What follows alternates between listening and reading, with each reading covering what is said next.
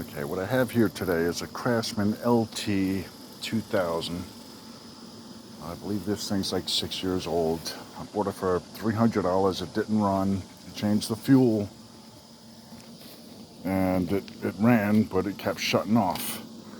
Changed a few parts. Long story short, I ended up changing the blade engagement plate. The pulleys were fine, so I put them back on. And then when I did that, it was so hard to engage the blades that I actually bent this lever here to engage the blades. I took off the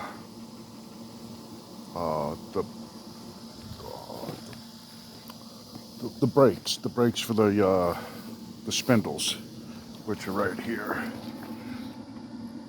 And yeah, when you change that plate, you need to change those too, because as you can see, the pads are pretty much gone.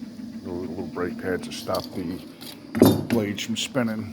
But anyway, I changed out the sensor. I had to, since I bent that arm, I pulled it off and tried to bend it back. I couldn't bend it back, so this right here is the switch underneath that arm. And I tried to cheat. I drilled a hole through here and I put a screw through there to keep this plunger down, and it kept the plunger down, but apparently I had shorted out a couple of plates in here, and now this doesn't work at all, so I had to bypass it. So what I ended up doing was trial and error,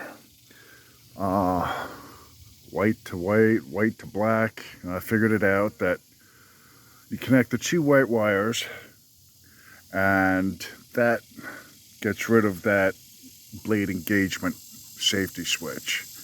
I put a fuse in here just in case it didn't work or shorted out or whatever.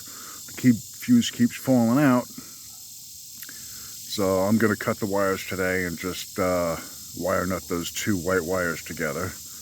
Apparently these 4 black wires, 2 on each side, go to the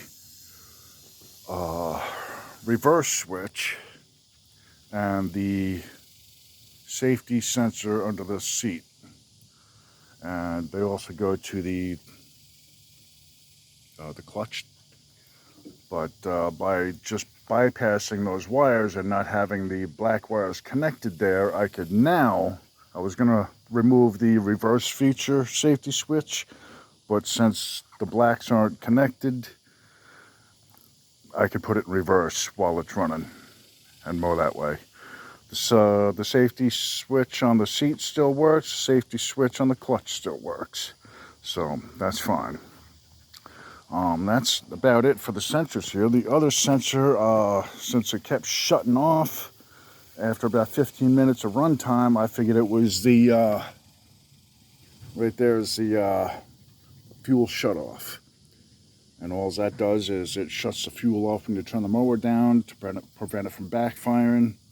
I pulled that out of there, cut the plunger off, stuck it back in there, but now it backfires when I shut it off.